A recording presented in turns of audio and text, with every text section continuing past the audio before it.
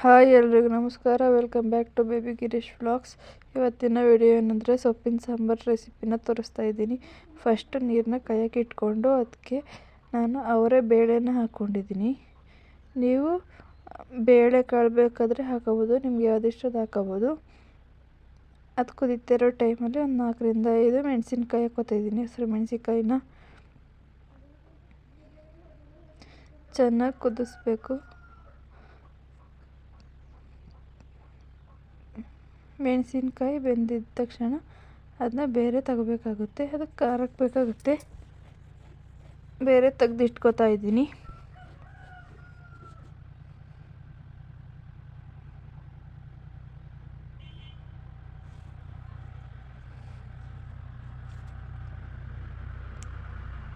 ತೆಗೆದಿಟ್ಕೊಂಡು ಇವಾಗ ಸೊಪ್ಪನ್ನು ಆ್ಯಡ್ ಮಾಡ್ಕೋಬೇಕಾಗುತ್ತೆ.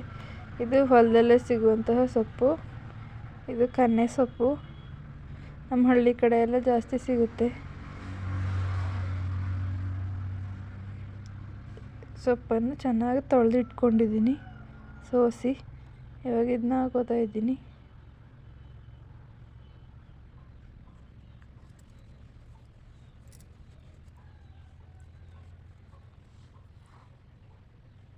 ಸೊಪ್ಪನ್ನು ಹಾಕ್ಕೊಂಡು ಚೆನ್ನಾಗಿ ಬೇಯಿಸ್ಕೋಬೇಕಾಗುತ್ತೆ. ಮೇಲಿಂದ ಕೆಳಕ್ಕೆ ಮಾಡಿಕೊಂಡು ಚೆನ್ನಾಗಿ ತಿರುಕೊಂಡು ಬೇಯಿಸ್ಕೋಬೇಕು.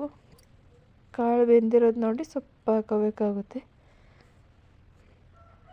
ನೋಡಿ ಯಾವ ಥರ ಬೆಂದಿದೆ ಅಂತ. ಇವಾಗ ಖಾರಕ್ಕೆ ಬೇಯಿಸಿಟ್ಕೊಂಡಿರೋಂಥ ಮೆಣಸಿನ್ಕಾಯಿ, ಜೀರಿಗೆ, ಬೆಳ್ಳುಳ್ಳಿ ಮತ್ತು ಮೆಣಸು ಹಾಕೋಬೇಕು. ಮೆಣಸು ಇರಲಿಲ್ಲ, ಅದಕ್ಕೆ ಮೆಣಸಿನ ಪುಡಿ ಇಟ್ಕೊಂಡಿದ್ದೀನಿ. ಈಗ ಒಂದು ಜಾರ್ಗೆ ಹಾಕೋತಾ ಇದ್ದೀನಿ. ಮತ್ತು ಬೇಯಿಸಿಟ್ಕೊಂಡಿದ್ದಂತಹ ಸೊಪ್ಪು ಹಾಕ್ಕೊಂಡು ರುಬ್ಕೋಬೇಕು. ತಂದಿರೋ ಮಸಾಲೆ ಹೆಂಗಿದೆ ನೋಡಿ. ಇವಾಗ ಒಗ್ಗರಣೆಗೆ ಎಣ್ಣೆ ಹಾಕೋತಾ ಇದ್ದೀನಿ. ಎಣ್ಣೆಗೆ ಸಾಸಿವೆ, ಕರಿಬೇವು ಮತ್ತು ಬೆಳ್ಳುಳ್ಳಿನ ಹಾಕೋತಾ ಇದ್ದೀನಿ. ಕರಿಬೇವು ಹಸಿದಿರಲಿಲ್ಲ, ಒಣಗಿತ್ತು, ಪರವಾಗಿಲ್ಲ ಅಂತ ಹಾಕ್ತಾಯಿದ್ದೀನಿ. ಹಾಕ್ಕೊಂಡು ಇವಾಗ ರುಬ್ಬಿಟ್ಕೊಂಡಿದ್ದಂತಹ ಮಸಾಲೆನ ಹಾಕೋತಾ ಇದ್ದೀನಿ.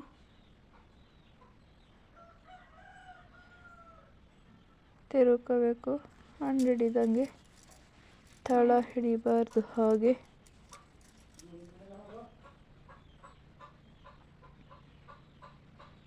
ಇವಾಗ ಸೊಪ್ಪನ್ನು ಬೇಯಿಸ್ಬೇಕಾಗಿದ್ದಂತಹ ರಸನ ಹಾಕೋತಾ ಇದ್ದೀನಿ.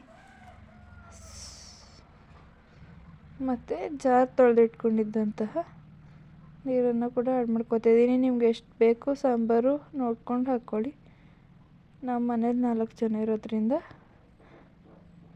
ನಾನು ಎಷ್ಟು ಬೇಕೋ ಅಷ್ಟು ನಾನು ಹಾಕೋತಾ ಇದ್ದೀನಿ. ಹಾಕಿ ಚೆನ್ನಾಗಿ ತಿರುಕೋಬೇಕಾಗುತ್ತೆ. ಈ ಥರ ಕುದಿ ಬರೋ ತನಕ ಚೆನ್ನಾಗಿ ಬೇಯಿಸ್ಕೊಳ್ಳಿ.